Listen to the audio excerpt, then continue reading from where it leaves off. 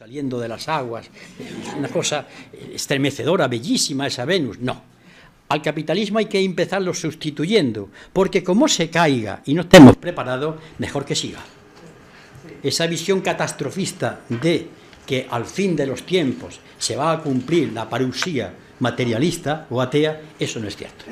Pues bien, esto creo que es algo que nosotros vamos a tener que analizar, porque en nuestras relaciones, en nuestros discursos, en nuestros análisis, no solamente que hay que hablar de la economía, hay que hablar de los valores, de los comportamientos y, sobre todo, de la responsabilidad ciudadana. Hay que recordar un viejo mensaje de la izquierda. El ciudadano es el sujeto de derechos, pero también de deberes. Y muchas veces no se suele hablar de deberes. ¿Por qué? Porque es el sujeto que tiene que construir otra sociedad. Les voy a colocar a ustedes un ejemplo que leí en un viejo anarquista hace ya muchos años.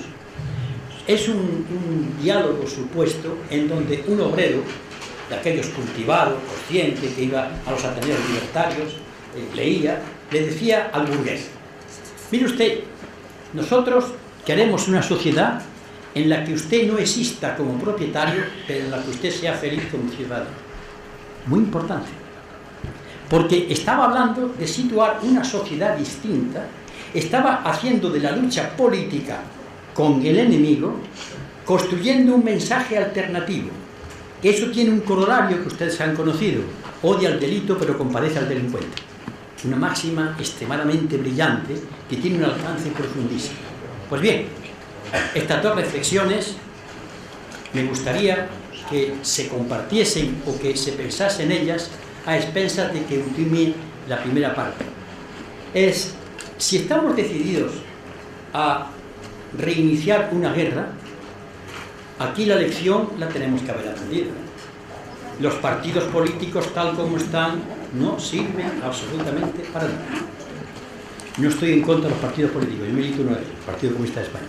Digo que los partidos políticos, con excepciones, se han transformado en puras máquinas electorales. Y cuando los partidos políticos surgieron, eran colectivos que tenían su propia cosmovisión. Creían un mundo distinto, con unos valores, una filosofía, tenían unas teorizaciones y procuraban trasladar esas teorizaciones. Eso se ha perdido.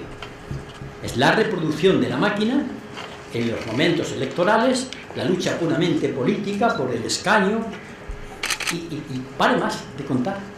O los partidos políticos cambian, se reestructuran, saben que a lo mejor no tienen ni que ir a las elecciones, basta que sus hombres y mujeres sean cabezas pensantes, que influyan, que demuestren con su ejemplo y con su virtud, en el sentido maquiavelano, que demuestren que son personas que portan un mensaje nuevo. Esto significa que la política tiene que cambiar mucho, y la ciudadanía también. Yo soy de esos políticos que a mí me dicen que riño a la gente, no. Yo lo que constato es que cuando un ciudadano pone un voto, algo tendrá que ver con lo que aparezca. Eso de que los pueblos no se equivocan, claro que se equivocan. Lo que ocurre es que hay que obedecer a lo que digan los pueblos, eso es la democracia. Pero que se equivoca todo el mundo. Y claro, esto significa profundos cambios en el concepto de movilización. Permítanme ustedes que yo vaya relatando alguna anécdota, porque si no esto sería tremendamente plúmbeo.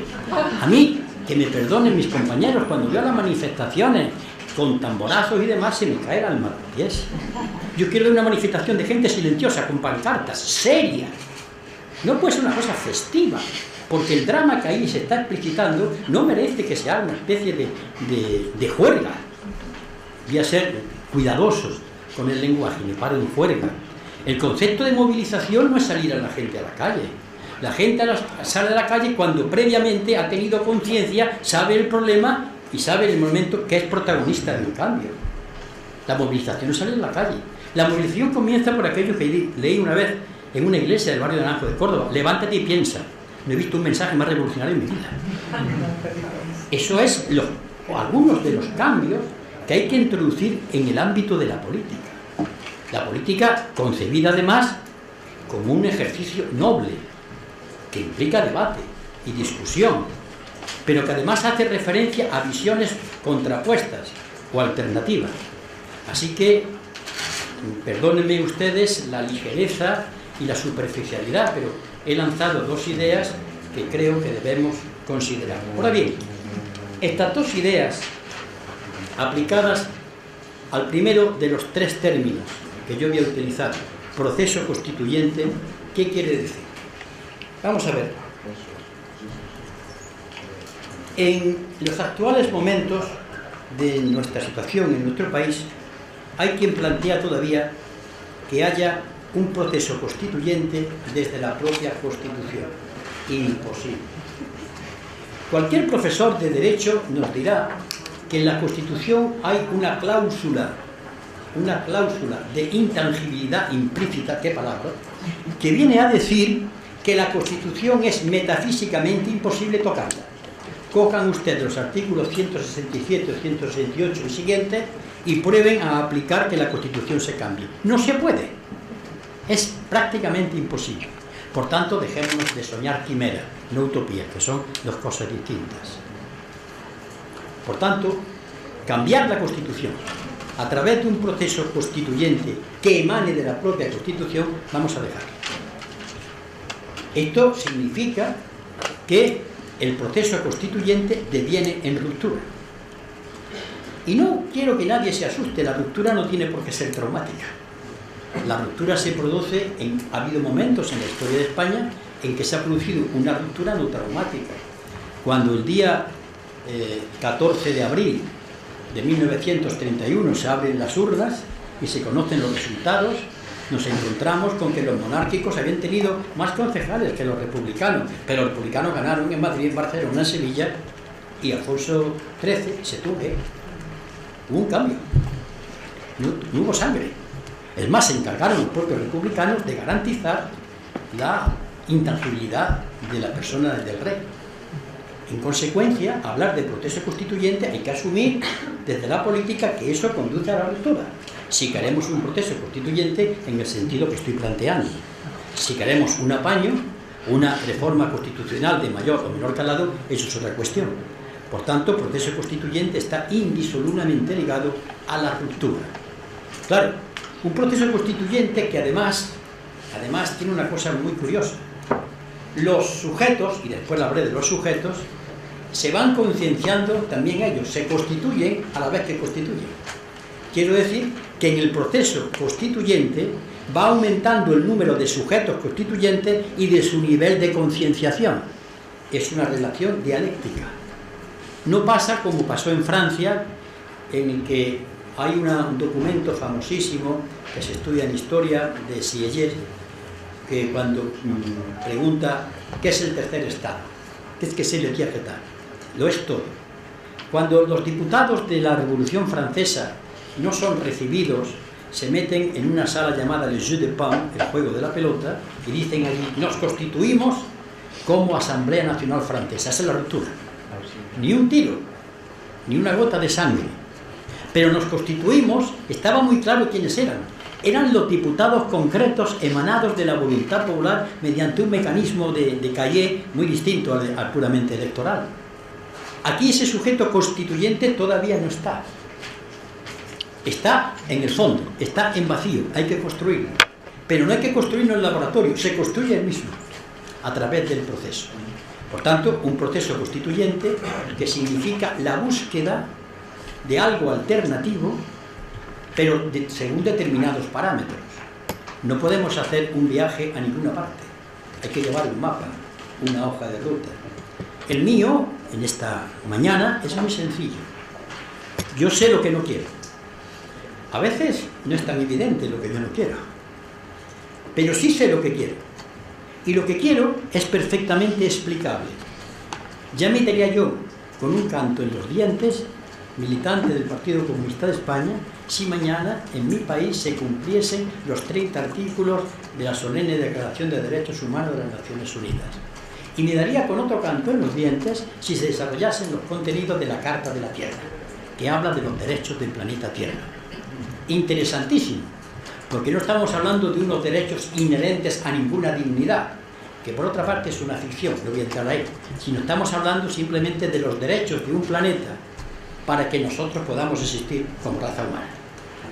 Pues ese es el proyecto que está en la mente del constituyente. Queremos llegar a esa situación. Y para llegar a esa situación, pues tenemos que constituirnos, la lucha política, la lucha económica, la lucha social, el nivel de concienciación. Ese es el proceso constituyente que yo planteo aquí a 4 brochazos. La segunda cuestión es un poco más delicada, la república. Miren ustedes, si yo tuviera que hablar con muchos compañeros y muchas personas en ateneos libertarios, colectivos republicanos, asambleas republicanas, les diría, como le he dicho muchas veces, por ahí no vamos a ningún sitio. La reivindicación de la república no puede ser un reencuentro con algo que murió, la segunda. Por mucho que la segunda fuese asesinada por un levantamiento y un golpe de Estado, pasaron muchos años. El movimiento republicano no puede regodearse cada año en conmemoraciones de lo que fue la Segunda República. Eso es adorar cadáveres. Eso es, como dice Goethe, estar hablando de los muertos. La Segunda República tuvo cosas impresionantemente extraordinarias, pero ya pasó. Hoy hay que hablar de una república nueva, del siglo XXI, y por tanto hay que construir una república con unos ejes alternativos concretos y someterlos al debate del proceso constituyente. Pero si hablar de la república va a recordar los que fueron fusilados en tal momento, que eso tiene su momento para especificarlo, el discurso de hazaña en tal otro sitio, la batalla que perdimos, se acabó. O hay proyecto de tercera república totalmente nuevo, con un recuerdo a lo que fueron la primera, no olvidemos que hay cosas importantes, y la segunda, no hay cosas que merece la pena utilizar en la nueva construcción, o no habrá nunca república. Por muchas banderas que saquemos en las manifestaciones, nunca la habrá, porque ellos también juegan y saben perfectamente cambiar los peones. La jubilación, abdicación forzada de Juan Carlos I es una jugada inteligente, muy inteligente. Este hombre que nos rige ahora mismo como rey tiene oficio, sabe estar. Bueno, ellos hacen muy bien y no podemos ir a increparlo, porque ser republicano no es ser antimonárquico, otro tremendo error. Ser republicano es optar por otro tipo de institución de organización de los españoles y de las españolas. E insultar al monarca es una solemne estupidez, porque no conduce a ningún sitio. Pero ¿de qué república estoy hablando yo? Me van ustedes a permitir que le lea un texto que es breve, de un catalán, de Ángel Colom, que fue secretario general de Esquerra Unida de Cataluña. El republicanismo no parte de una teoría de la identidad política vinculada a los intereses de la propiedad, ni al papel del mercado como instrumento garante de la cooperación social y política de los mismos. El republicanismo de origen maquiavelano ensalza, al contrario que el liberalismo, la vida civil de los ciudadanos activamente comprometidos con la construcción y defensa de una comunidad política libre. La energía que impulsa la vida civil no es aquí, a la manera liberal, una defensa de los intereses individuales, sino vocación de servicio público determinada por la virtud cívica. El republicanismo, para mí, es trasladar al siglo XXI la herencia de la República Jacobina de 1793 en Francia. La Constitución de 1793 tiene cosas interesantísimas. Muchas veces nos hablan de Robespierre, de la guillotina, muchas cosas importantes. En aquella Constitución quedó claro que la economía no era autónoma de la política, sino que la política decidía sobre la economía. Y cuando allí se habla de que todo el mundo tiene derecho a el fruto de su trabajo, está reivindicando una condición fundamental. Si no hay condiciones mínimas sociales, la libertad es un sueño, un disparate. Porque nadie puede entender el valor de la libertad si la libertad no le sirve para realizarse como ser humano. Claro, esa Constitución duró muy poco. Enseguida Napoleón Bonaparte, ellos habían abolido la esclavitud, volvió en 1804 a implantar la esclavitud. Esa es la herencia republicana de la que yo hablo. Pero claro, una herencia republicana que tiene, y permítanme una definición propia sobre democracia, no sé si les gustará o no, pero vamos, es una modesta hija mía. Democracia es un convenio permanente entre seres libres e iguales para seguir permanentemente conviniendo sobre las condiciones de su contrato social. Nosotros establecemos un convenio permanente para que sigamos permanentemente conviniendo sobre las condiciones de nuestra convivencia. Eso es democracia. A partir de ahí, las elecciones, los sistemas electorales, hay un mundo. Yo no niego que hay que ir a las urnas, por favor, las urnas son las que dicen lo que hay que hacer, pero quiero decir que es una expresión muy reduccionista hablar de democracia equiparándola simplemente al hecho de votar. El concepto de democracia tiene una connotación social y de igualdad extremadamente profunda. Pues bien, si tenemos esto claro, creo que el movimiento republicano tenía ya que reconsiderar que las miradas hacia atrás, las conmemoraciones como único acto que se hace, no tienen ningún sentido, y que de seguir así a Felipe VI le sucederá su hija, y a el hijo y el hijo. Tenemos una triste historia en España. Permítanme otra anécdota que va suavizando un poco esto. La revolución de 1868, en septiembre, con la batalla de Alcolea, en Córdoba, pues destronó a Isabel II. La señora estaba veraneando en San Sebastián, se fue. A los 8 años, exactamente, pero antes hubo una expresión del general Prim, que fue uno de los golpistas, que dijo en el Parlamento, en el Congreso de Diputados: señorías, los Borbones en España jamás, jamás, jamás. Es conocido en la historia como los 3 jamases del general Prim. Pues a los 8 años, Alfonso XII entraba montado en un caballo por el centro de Madrid. Y se cuenta una anécdota inventada, pero sin duda es muy expresiva, que un hombre de unos 30 años se arrojó, viva el rey, y tiraba y la guardia intentando, viva el rey, tranquilo, tranquilo. Y lo dejaron. Y, hombre, ¿cómo se alegra usted de verme? De ver al rey? Uy, ¿cómo grita usted? Uy, si usted viera lo que grité cuando echamos a la puta de la reina.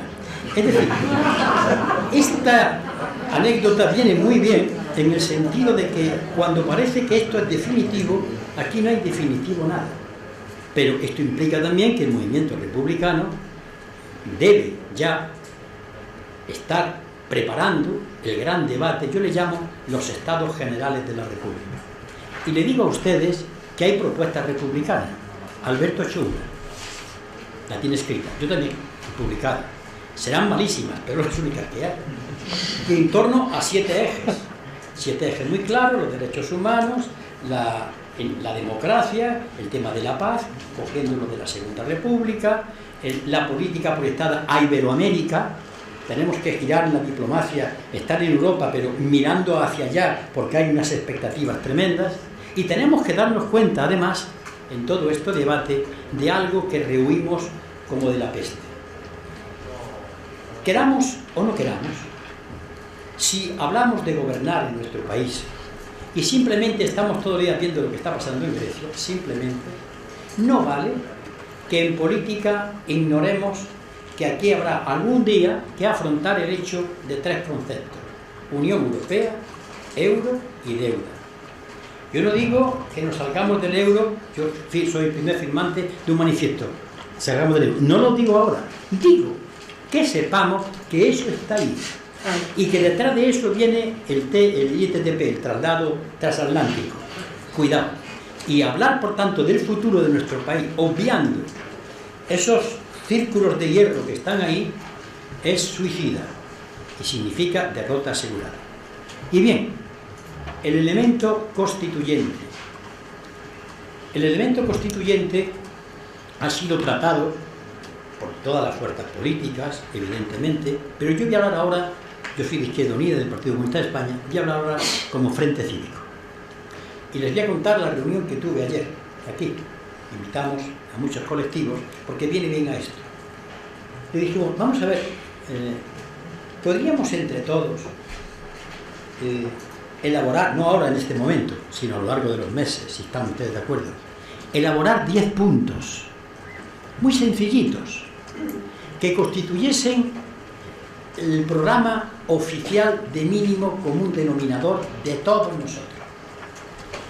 No el programa de obligado cumplimiento y total cumplimiento de ECO, de Izquierda Unida, de Podemos, sino un mínimo que desde los que hablan de las mareas, los de Izquierda Unida, los que plantean el stop desahucios, todo ese mundo que se mueve abigarrado, pero que necesita ya cohesión, que ya está bien, que necesita cohesionarse mínimamente, tuviesen un decálogo de 10 puntos, tan sencillos que nadie se pueda oponer a ellos, porque son evidentes.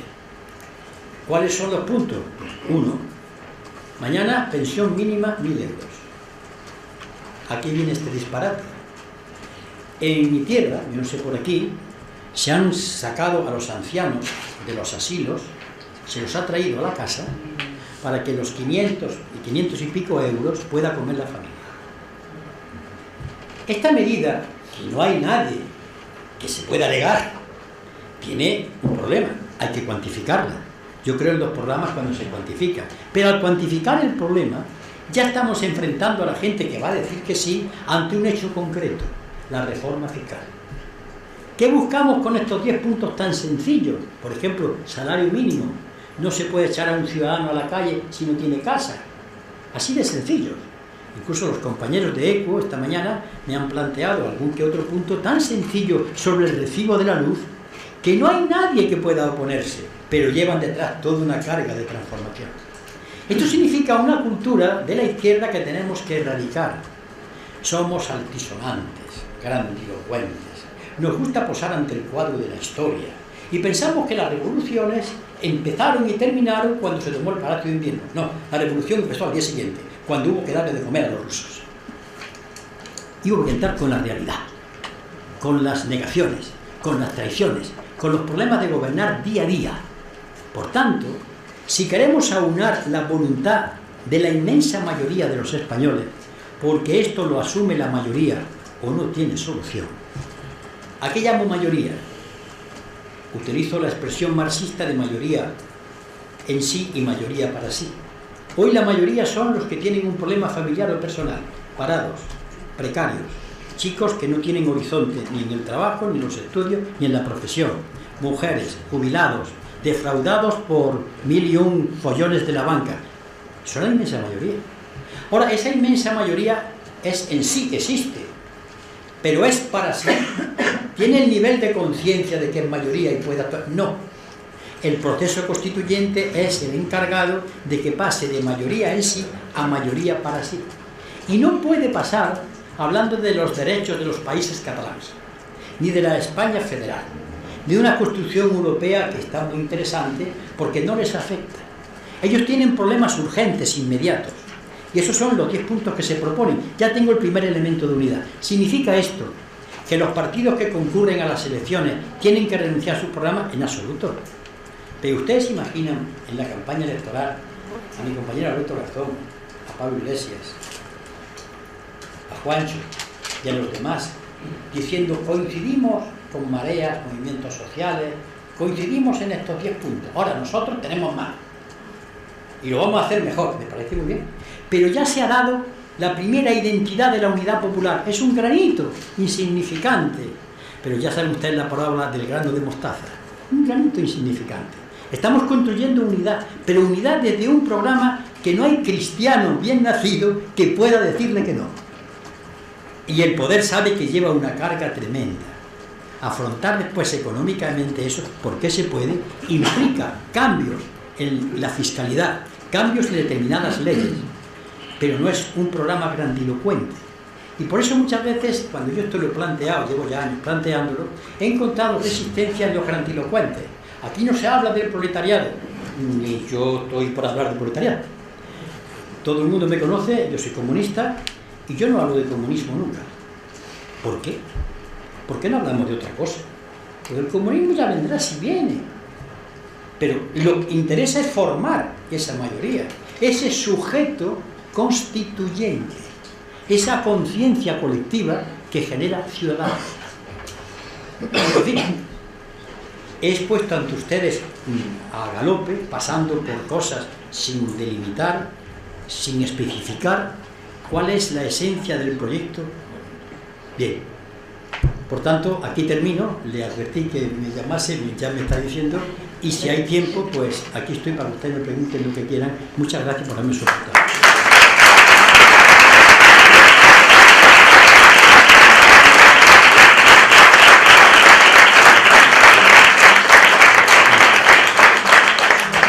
No termina aquí la ponencia de Julio, porque él antes de empezar me preguntaba si era posible reducir de la hora que le teníamos reservada algo de tiempo, de traer 20 minutos, 15 minutos, para que vosotros, los alumnos que sois interesados por el curso, podáis realizar algún tipo de intervención, algún tipo de cuestión que os haya suscitado la cantidad de cosas que ha dicho en su ponencia, ¿no?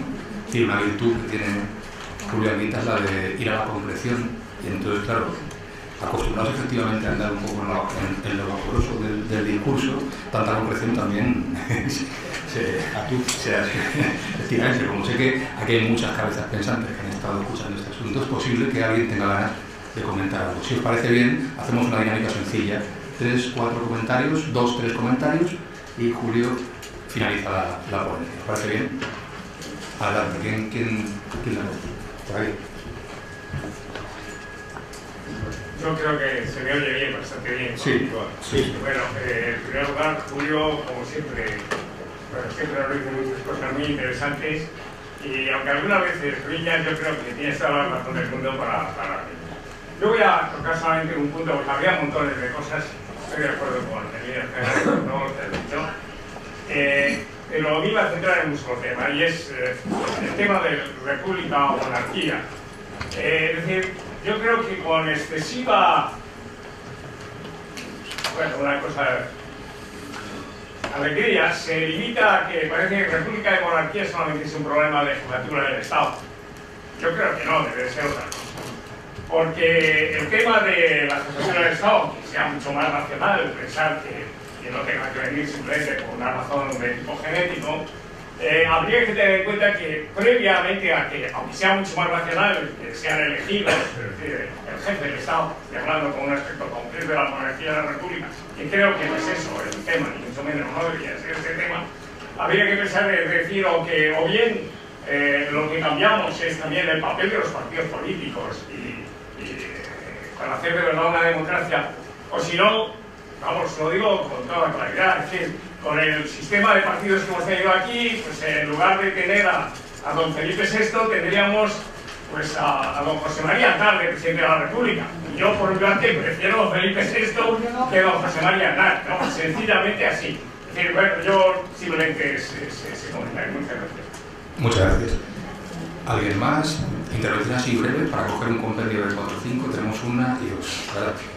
A mí me gustaría saber, cuando ha hablado del proceso constituyente y ya implícito cambiar la Constitución, ¿de qué sirve cambiar la Constitución si la Constitución no se cumple? Concreto, breve. Gracias. Muchas gracias.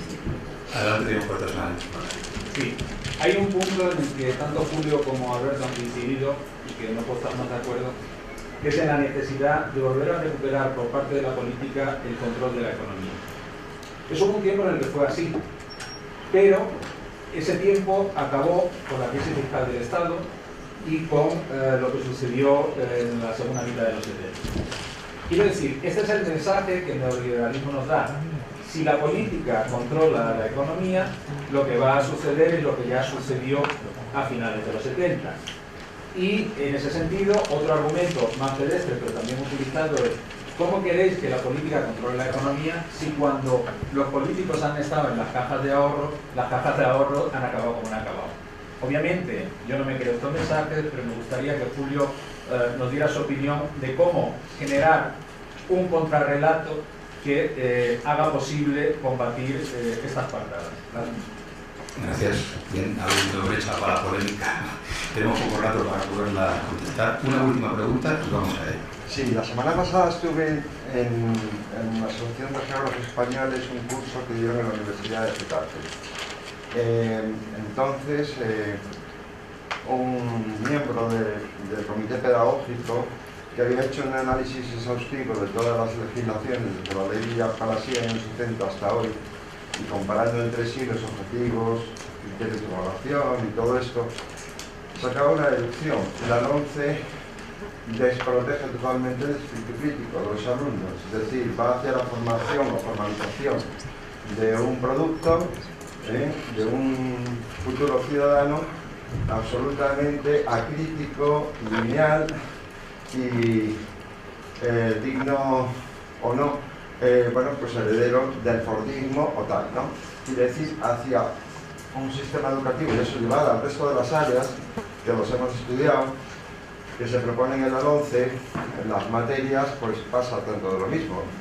A lo que vamos es precisamente a un vaciamiento de todo lo que sí debe ser el espíritu crítico que hasta ahora las ciencias sociales han tratado de suministrar a los alumnos para que se protejan, se solidaricen con las causas, etcétera, etcétera. Y este es uno de los peligros que tenemos ahora mismo. Es decir, esta ley que la tenga que frenarla por encima de todo, ¿no? Con todos los cauces posibles, y que esto no pase al colectivo de profesores, aunque ya para este año, como sabéis, pues ya se ha puesto en marcha, ¿no? Eso es terrible. En ese aspecto, quería saber tu opinión. Concretando la pregunta, porque le da un poco... Hombre, es una denuncia en el sentido, y va un poco lo que decía al principio Garzón, y va un poco lo que decía ahora Anguita, en el sentido de esa ideología que quiere, pues bueno, hacer de los ciudadanos pues entes pasivos y sumisos ante el sistema. De acuerdo, gracias. Vamos, tenemos 10 minutitos, 10 minutos para... Yo todavía aguanto una hora. Adelante, cuando quieras. Vamos a ver, brevemente también. Lo tenía ahí, lo que pasa es que he ido cortando sobre el tiempo. Es que yo no estoy de acuerdo en que diga, es que la monarquía resulta que no lo dijimos. A mí eso no me sirve. Hay un republicanismo que solamente se para en la forma de Estado. Yo he leído la definición de democracia y digo que democracia es república, república democracia, pero digo más, es que democracia significa que todos los ciudadanos tengan sus necesidades cubiertas, así como suena, por imperativo legal. Democracia es que la gente pueda ejercer, y para eso, sé que es una cosa muy burguesa, comemos todos los días, y tenemos que tener un techo y una ropita y unas relaciones sociales donde en la sociedad no se sienta uno que el hombre es lobo para el hombre. Por eso cuando yo hablo de república no estoy hablando de cambiar a un señor por otro.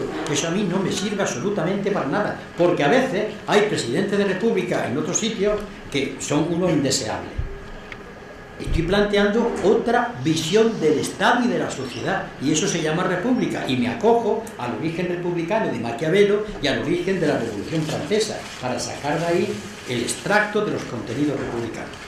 La pregunta, claro, le voy a contar un ejemplo que ya lo he escrito muchas veces, pero me perdonen los que han oído. Voy a hablar de un diálogo en el libro primero de la República de Platón. Sócrates y un tal Praxímaco, que era un señor del Helesponto, un sofista. Le dice Trasímaco a Sócrates, estoy hablando de la época de Platón, Sócrates, desengáñate. El poder, los poderosos, legislan para su propio interés, pero tienen la virtud de hacerle creer a la gente que es en interés de todos, de verdad. Sin embargo, Sócrates va más lejos y lleva razón, pero tú no olvides que muchas veces los poderosos no pueden cumplir sus propias leyes. Es decir, hay momentos, el gobierno es incapaz de cumplir la Constitución. Cuando en los debates que yo he tenido en televisión o en otros sitios han salido siempre el gracioso de turno, eso que usted propone que es de la Constitución soviética, dice, ya he hecho. Yo no, y he cogido la Constitución española. El poder es incapaz de cumplir su propia legalidad, y ahí ahora mismo. Hay una Constitución que se llama formal y una Constitución que se llama material. La Constitución formal, en el caso de la española, son 269 artículos, lo que dice. Pero la Constitución material es el conjunto de fuerzas económicas, sociales y políticas que hacen posible que la Constitución se cumpla o no se cumpla. Cuando yo planteo el proceso constituyente, estoy hablando de constituir la Constitución material que hace que se cumpla. Por eso, si hacemos una Constitución, vamos creando la Constitución material, los ciudadanos y las ciudadanas, que harán que eso se cumpla. Porque como lo dejemos simplemente a que unos diputados hagan una constitución y la gente no haya participado en los ejes fundamentales, no va a estar discutiendo en los artículos, esa constitución será incumplida. Porque el poder tiende a incumplir la ley. España es un país que ha dado generosísimas muestras de que las leyes son magníficas y no se cumplen. Desde las leyes de India, por ejemplo, que no se cumplieron y eran extraordinarias. Incluso leyes sobre el suelo de la época de Franco, que yo siendo alcalde he utilizado, pero que Franco no las cumplía, que fueron mucho más avanzadas que cosas posteriores que después aparecieron. Bien, creo que ya he contestado. Se me pregunta qué letra tengo, Dios mío. Vamos a ver. Sí, ya lo he oído el argumento. La economía depende de quién mande y cuál sea su objetivo. Cuando a mí me dicen eso, digo, vamos a ver, yo tengo aquí los derechos humanos y tú tienes la economía. Los derechos humanos tienen un consenso universal. Tu país y el mío lo han firmado. Tu país y el mío no solamente han firmado los derechos humanos, sino nada menos que la Carta de 1966 que los concreta y desarrolla. Tu país y el mío tienen una Constitución donde es de obligado cumplimiento. Luego, ¿quién manda? La ley. Eso para empezar. Manda la ley. Pero la propia Constitución española, cuando desciende al terreno, es un poco abierta en lo económico, plantea la planificación, plantea que los trabajadores pueden llegar a la propiedad de medio de producción. Por tanto, yo me refugio en el texto legal, no solamente el español. Pero lo segundo es que, naturalmente, aquí también hay que hablar de algo muy importante.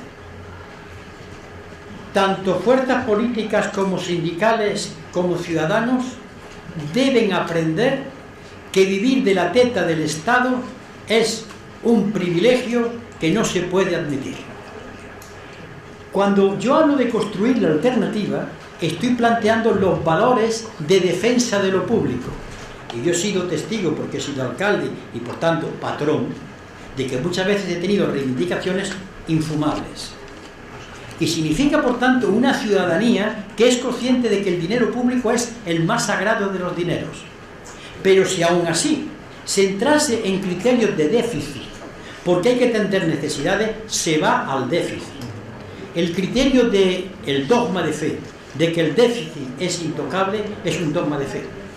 Pero no es correcto, porque lo importante es lo otro.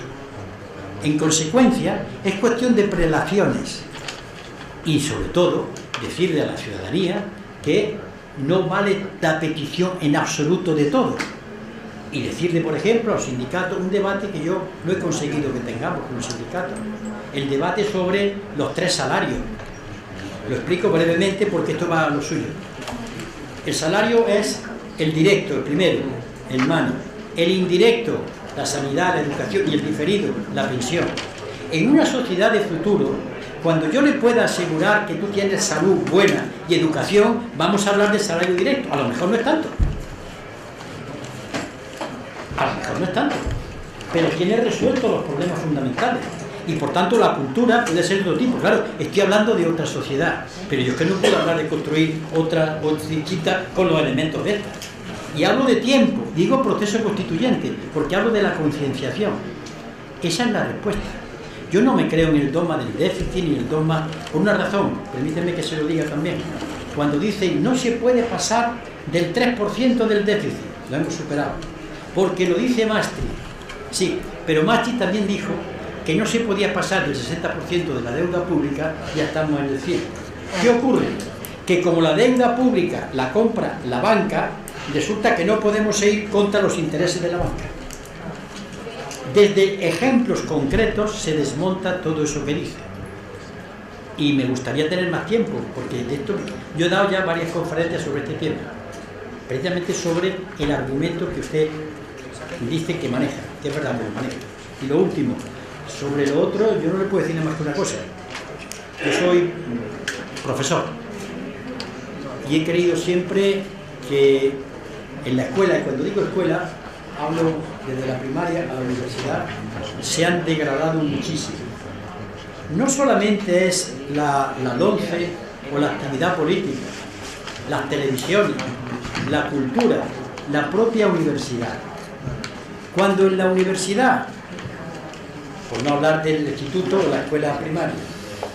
El profesor dice que él lo que sabe es de anatomía y no quiere saber nada, ya estamos cayendo en el discurso. Un profesor tiene que ser un ciudadano. De tal manera, aunque les parezca a ustedes extraño, que si yo fuese ministro de Educación, intentaría que se aprobase una ley por la que hubiese una asignatura de obligado cumplimiento en la que un ciudadano saliera sabiendo cómo funcionan las instituciones de su país. A mí no me vale un eminente cirujano que como ciudadano es un vodevil. ¿Quién elige un alcalde? ¿Por qué lo elige? ¿Dónde sale el dinero? Tú eres médico y ciudadano, que para mí es una condición previa a la de médico. Y eso habría que aprenderlo. Esto no es adoctrinar políticamente a nadie. Esto se trata de que yo, ciudadano, catedrático, médico, debo saber en qué sociedad estoy. Es mi obligación ciudadana. Y además debo ser buen médico. ¿Por qué? Porque entonces, pero esto obedece a un planteamiento viciado de origen.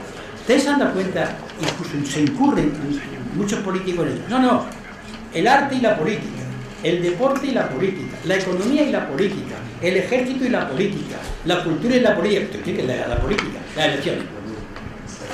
Cuando le hemos quitado a la política su sustancia y sus contenidos y la hemos dejado puramente en el mecanismo electoral, ya nos encontramos que ya hemos conseguido el golpe de Estado contra esa concepción política. Golpe de Estado al que han ayudado determinados políticos, porque han entrado en decir la política es diferente. No, yo no vengo a hacer política, yo lo he oído algunos.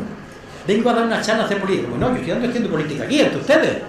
Pero yo lo digo, claro, que estoy haciendo política, señores. No puedo evitarlo, yo la exudo naturalmente.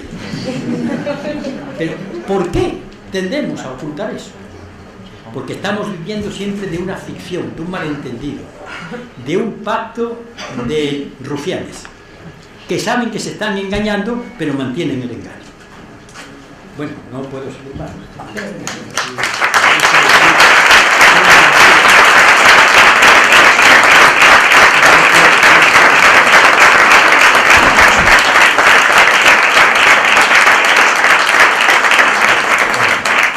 A Julio Altita haber venido, le hemos movido varios cientos de kilómetros de su casa.